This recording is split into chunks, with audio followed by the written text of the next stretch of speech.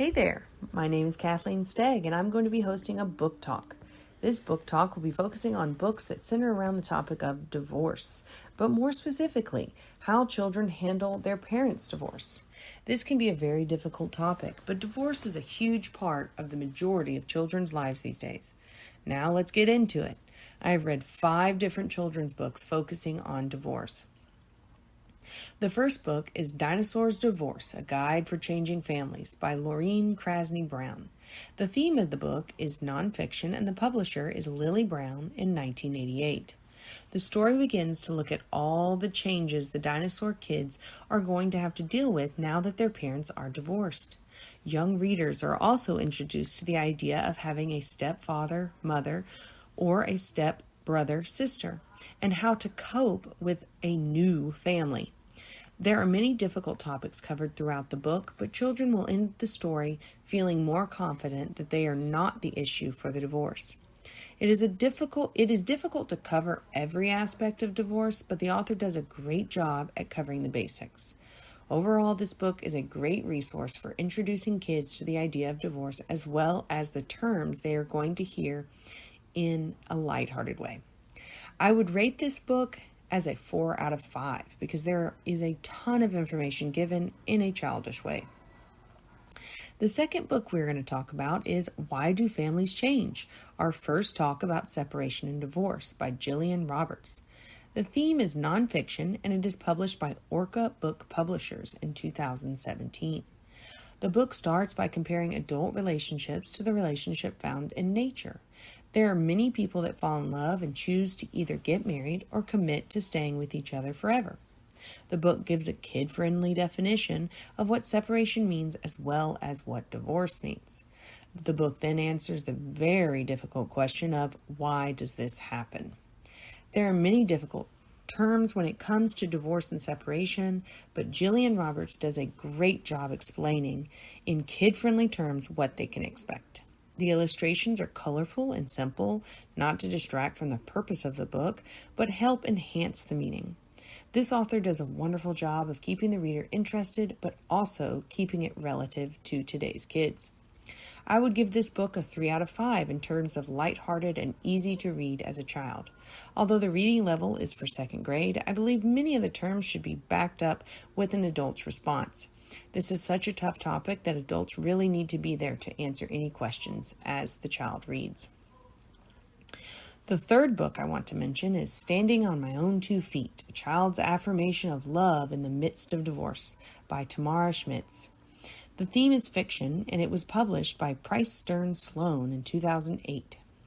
Addison is the main character who is maneuvering through life between his mom and his dad's different homes. Addison tells the story from his perspective, and the parents never really have an interaction with each other, but this does not really take away from the root of the story. Addison knows that if he starts to feel sad because he misses the other parent, he can look at the moon and take reassurance that both parents are looking at that same moon. Addison is loved and shows the readers that even if they're going through a divorce, they can take reassurance that both of their parents love them very much. Kids are going to see themselves in Addison and have the same understanding that their parents' divorce does not affect the love their parents have for their children.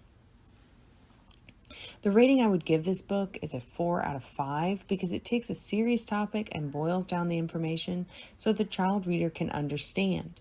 When dealing with these tough topics, children need to be able to see themselves in someone else's shoes, and this book does just that.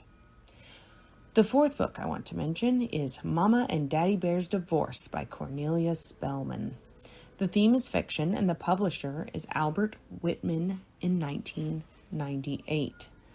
Dinah is the main character and she explains all of the things that she likes in her life. When reading the first few pages, it is not apparent that the parents are divorced. It is not until she reveals that her parents are getting a divorce which makes her instantly scared. She is fearful that she will not be able to do all of her favorite things again. Both of her parents comfort her and tell her that even though they will not live together, she will be able to do all of her favorite things with both parents and her big sister Ruth. When compared to other books on the topic of divorce, this book does not go into very much detail about what divorce and separation is. The book's main focus is on the fact that even though some things are changing, the love both parents have for the two girls will never change, as well as the things that Dinah loves to do will never change. My rating for this book is a 4 out of 5. Even with the older illustrations, the book flows so well and the reader is able to gather what Dinah is going through and feeling as she navigates through her new life. And finally, the last book. It's Not Your Fault, Cocoa Bear, a read-together book for parents and young children during divorce by Vicki Lansky. The theme is nonfiction book and the publisher is Book Peddlers in 1998. Coco is the main character in this story, and her parents are getting a divorce. The book is more informational on how to deal with different situations when having divorced parents. There are many times that Coco forgets an important toy at her other parent's house, and the narrator tells her that it is her fault for getting the item, but it is not her fault for the divorce. Coco and Mama Bear have a feelings check chart that they put sad or happy faces on every day.